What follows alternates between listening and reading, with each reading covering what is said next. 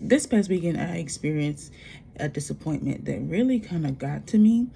And one thing about God is, when you're seeking Him and you're asking Him daily to transform you and to renew your mind, He gonna get you, okay? And so He actually was dealing with me even after the disappointment had happened, about my disappointment and about why I was experiencing that disappointment. And so much so, he was dealing with me so much so for like 2 days, until I actually had to teach and speak on Clubhouse like 2 days later. And he actually led me to speak about dealing with disappointments. And so in this room on Clubhouse, we were talking about dealing with disappointments. And I had to reveal, or to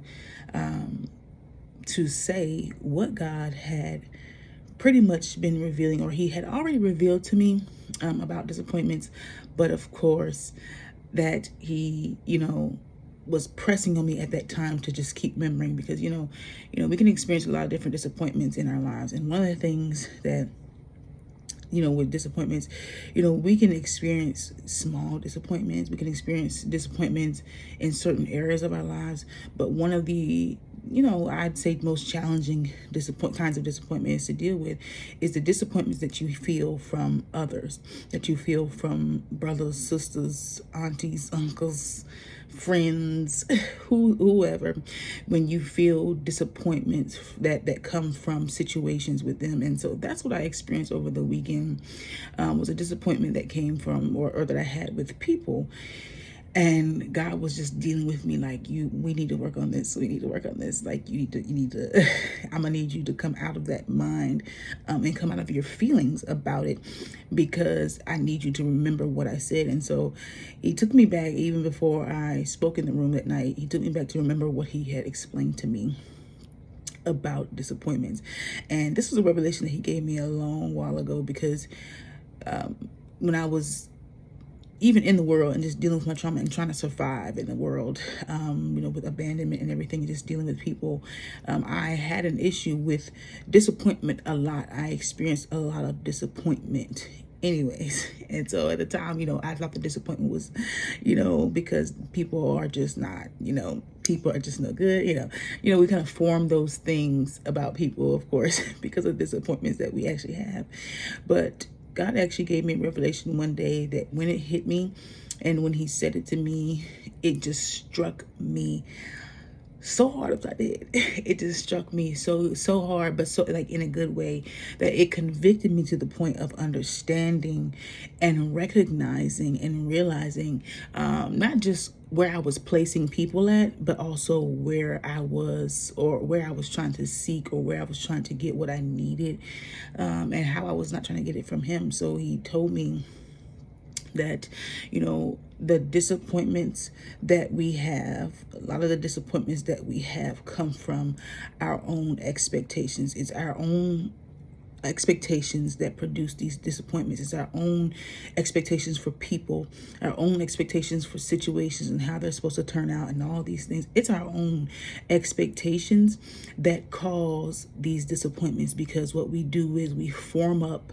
these ideas, and the thing is, God always, His word tells us to, first of all, trust in Him with all of our heart, and to lean not on our own understanding.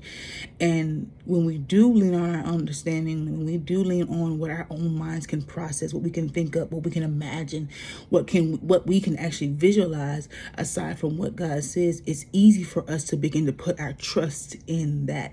So at that moment, we're not trusting in the Lord with all of our heart, but we're trusting in the man, or in the woman, or in the friend, or in the auntie, or in the family member, or whoever that said they were going to come through, or who we begin to put, like, we literally begin to put all of our eggs in that basket. And that's where we mess up, because we begin to, and one thing about expectations, I had to look up expectations, what an expectation was, and it brought me to the word hope. And of course, so they go hand in hand, hopes, expectations, they go hand in hand. And one of the verses that I'm reminded of is the verse that says that hope deferred makes the heart sick, but a desire that's fulfilled is a tree of life. And so, we have these hopes, and we have expectations, and we have our hopes, in our expectations that just get so high, and we kind of invest all of that in there. And so when that's deferred, or when that's not fulfilled, or when it's not taken care of, or when whatever happens in the situation or with someone does not happen, our hearts become sick because of it. We then begin to feel not necessarily a heartbreak. I mean, some people, depending on the situation, you may experience a heartbreak, but we feel, our hearts begin to come, sorrowful or saddened, or just begin to feel a certain way. And one thing about, we have to be careful with that as well, because, our heart is sick and deceitful, first of all. But, when our hearts do become sick, it opens the door, when we have expectations and we have this, we experience a disappointment. The disappointments that we experience bring in all these other feelings and things as well. And so it really causes your heart, like it really tries to drag your heart down. You have disappointment, and then you start to feel bitterness, unforgiveness. You start to feel doubt, because and that's one that we have to be very careful of, because when you are expecting or in expectation for something from God, it's in let me just be clear that it's okay to have an expectation. It's okay to wait in expectancy. But when you have your expectations that are that are not truly rooted in God's power and His will, and Him doing whatever He, or however way that He wants to do something, or however He works it out, and we start making fantasies and things in our minds, then we got a different story there. We got a different story. But even with God, when things don't turn out or look the way, or in the situation aren't looking the way that it's supposed to be, we experience disappointment, or we come into disappointment, and we come into agreement with what disappointment has to bring behind it. And it's that doubt. And then that doubt just pulls everything apart.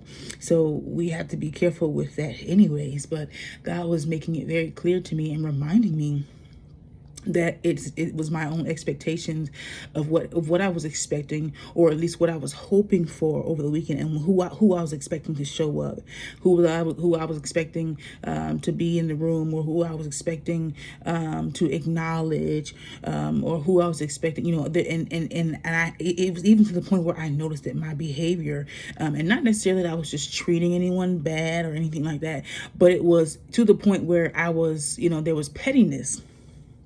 And of course, we know we can't give the enemy a foothold. And I'm not perfect, and God's still working on me. So I can admit, and I can be honest and vulnerable and say that there was pettiness that, I desired or wanted to just give back to people, because I just felt like, I just felt like it would make me feel good. It would make me feel good if I could be petty and get you to see and understand that this is how you made me feel, or that this is, or I experienced this disappointment from you. Like that's what I was wanting to do. But God was like, look, concerning the situation, God had already told me. He had already told me all I needed to know. He had already told me how He had my back. He had already told me how I can trust in Him with all my heart. And I can believe and be sure that He would show up, that if nobody else showed up for you, that, He would. Like, if nobody else showed up for me that day, that He would have. And so all these people that I was expecting, and one thing that He had to keep reminding me is that anybody that the ones who do show up are the ones that are purposely, or that are supposed to be there. The ones who show up are supposed to be there. And He kept pressing that. But of course, I still was setting expectations on people, and setting expectations on things like, because, I'm still setting expectations on things. And God was like, I know He's probably shaking His head at me like, this child. But even so, beside that, He was like, even if nobody shows up, I'm showing up, and I'm going to make sure that when I do show up, that you'll have all that you need, that you'll have and sometimes it just takes leaning into that and yielding to that. But of course, like I said, expectations, they take you somewhere else, okay? Because the mind and the imagination, just how, even though our understanding is different from God, our minds are different from God's, we in the flesh, we can't imagine so many things to be comfortable, or so many things to work out in a way that we'll literally just understand that it's going to work, especially when it comes to something that God has promised, or He said is going to happen. in our own understanding, we can see the process, or we can create a plan in our minds, or we can create a blueprint, or we can create the flow for how this is going to go. And we create that flow because, of course, it makes it so that we can't be caught off guard, that we can create contingency, that we can, that we can just be comfortable, and that things can just pretty much work out the way our hearts desire. But of course, just because our hearts desire for a thing to work out that way does not mean that it's supposed to work out. Does not mean that that's going to bring the effect or the true change or the true result that God has intended for that thing. And so, that was the case for me, and it's the case for a lot of us. But in just dealing with all that over the weekend, and him bringing me to even just speak about it, and just dealing with the disappointment, and then just breaking off the emotions, I had to literally learn, and I already know this, but I had to literally take my emotions to him about everything. I had to literally, even when it comes to my disappointment, I had to realize, okay, God, I had expectations, and my expectations in my own understanding caused me to experience this disappointment. But God, I'm here now, and I have experienced this disappointment, and I'm dealing with these feelings, these emotions, and I need you to help me. and he did work them out over the week, even just over the week. Even after the room, he worked them out even more, and just continued to just show me things, and just gave me more compassion and everything. So that because of course, one thing that we don't want to do is end up hindering what God is still trying to do, especially when, like I said, it's something that he's trying to do in our lives, and we have expectations, and the expectations for how he's doing it in our lives, and it doesn't work out. And then we put our feelings in the way, and we start blocking, we start hindering what he's trying to do, because then we start becoming stubborn, we start becoming bitter, we start sitting still, we start not showing up, we just put those feelings on a pedestal. We start to idolize those feelings, and they can take us somewhere totally different. And that's one of the things, like, God, that despite how I feel, or despite how these feelings or this thing is making me feel, I don't want to do that. I don't want to hinder what you're still trying to do. So if that means that I got to get up and give this thing over to you and let you really work this thing out of me, then I'm willing to do that, because I'm not willing to allow for this to stop. Because either way, God, I trust you. I still trust you. Even though in this moment, God, I allow my flesh and my heart's desire to come before you, or to come before you. God, I still want you to do this thing. And the thing about our desires as well, and I spoke about this in the room, because in that particular verse where it said that hope deferred makes the heart sick, but a desire fulfilled is the tree of life. One of the things is that God pointed out to me as well is our expectations that we have, our hopes that we have, our expectations, they come from our desires. They come from the desires of our heart. They come from what we desire to happen, what we desire to take place, how we desire. They come from that. And it reminds me of the verse that tells us to delight ourselves in the Lord, and he will give us the desires of our heart. And that kind of convicted me, because it showed me that, or it shows me, and it showed me that at that point, my desires were a little off aligned. And what that verse means to me, to delight yourself in the Lord, and he will give you desires of your heart. That means that when you find your fulfillment, your satisfaction, your fullness in the Lord, he then changes your heart. He then gives you the desires. And so at that point, I was not finding my fullness or finding complete satisfaction in him or what he said, and what he had said to me. And because of that, my desires were a little offline. And so my desires were not that Lord, let your will be done, and that whoever shows up, or that whatever is done, or what, that I'm okay with that. But my desire was that, Lord, because ultimately my desire was still trying to provide a comfort, or provide a contingency, or it was still trying to let things happen my way. Essentially, my desire was still trying to just make sure, okay, and one thing about God, he don't need us to second check or to make sure that his stuff, that his will is gonna be. He don't need us to do that. But the back of my mind, or what I was essentially doing, even if I didn't notice it, is that I was trying to still have a sense of control, that that this means that everything, or that I'm gonna make sure that what God said is gonna come to pass, or I'm gonna make sure the way he said is true, but I'm gonna make sure it's true in the way that I can understand, and I can see that it's true. And there goes that leaning on my own understanding again. But for that moment, my desires were off put. For that moment, my desires was not desiring, completely God. It was not desiring completely to just be engulfed in trust in Him. It was not. And so God, of course, laid out with me that you need to, that when this happens, and I'll say that to you all as well, that when you have these expectations, you must check your desires as well. You must check what your heart is actually desiring. When you set these expectations for people, or when you set these expectations for things and situations, for time, for whatsoever it may be, check your desires. Are you desiring to have control? Are you desiring to be comfortable? Are you desiring to just have really quickly, or to what are your actual desires? Check these things. God is like, you need to check these things.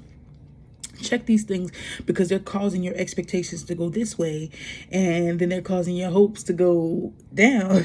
Hopes to go up over something that it's not even in my plan for it to go that way. And trust and believe that and as the word says, that all things work for the good of those who love God, to those who are called according to His purpose. Like, so your expectation, you're setting your expectations outside of my thoughts and my ways, which are not your thoughts and your ways.